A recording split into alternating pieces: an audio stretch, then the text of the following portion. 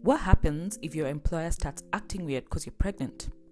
Ladies, imagine you get pregnant, then you face some complications, and the doctor says you have to go on bed rest. First thing that runs to your mind? OMG, I can't go on bed rest. What about my job?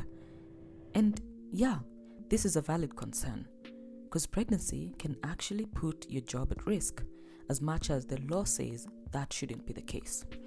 But some employers will try and find ways to get rid of you if you are pregnant, like this story I'm about to tell you. But on the bright side, this story has a happy-ish ending. So, what happened?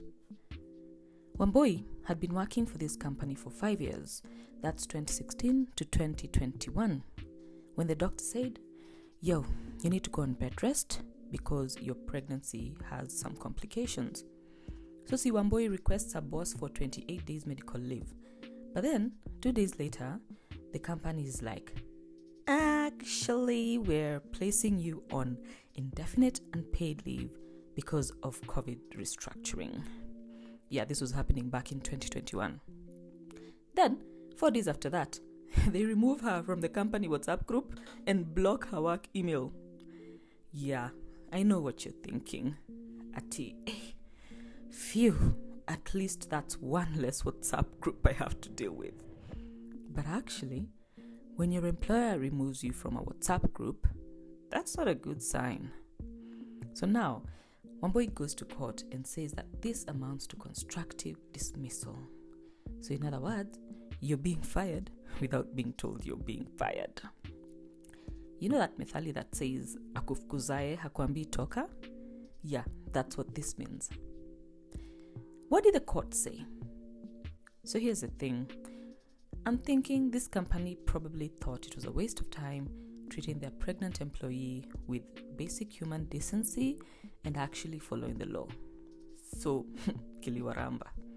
The company tried every trick in the book to avoid fulfilling their legal and basic human duty towards their employee. When the court considered the series of events, they were like, yep, this is highly sus. Because, look at the timeline. Day 1, you ask for medical leave because the doc says you have to go on bed rest. Day 3, company says, we're placing you on indefinite unpaid leave because, COVID. Day 7, you're no longer a part of the WhatsApp group and your work email is blocked. Also, the company never gave Wambui a formal contract and they never even gave her pay slips. So they tried to say, oh no, but she's not our employee, so employment rights don't apply to her.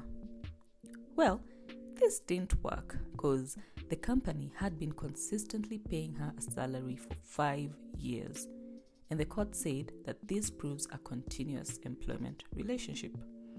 In the end, the court said that the company had discriminated against Wambui on account of her pregnancy, which is a big no-no under the Employment Act and the Constitution. And the company was forced to pay Wambui way more than they would have spent on her if they had just approved her medical leave request in the first place. So this is what the court ordered. 1 month's pay in lieu of notice and paid house allowance for the 5 years she had worked there. By the way, this wasn't even part of her original pay. Next was 5 years worth of unpaid leave. Then there was service pay, which is where you get paid 15 days wages for every year you have worked for a company upon termination. That is if the company hasn't put you on a pension plan. Then there was also 12 months compensation for unfair dismissal. And remember, she was getting a salary of 50k a month. And finally, compensation for violation of Wambui's constitutional rights. When you add all this up, it came to about 4.5 million Kenya shillings. Just because some stingy boss did not want to approve medical leave. So, what do we learn from this? Just because you don't have a contract doesn't mean you're not protected by labor laws. The Employment Act cares about you, and there are channels to pursue justice. And 2, for the employers out there, I know it can be tempting to try and save costs by any means necessary.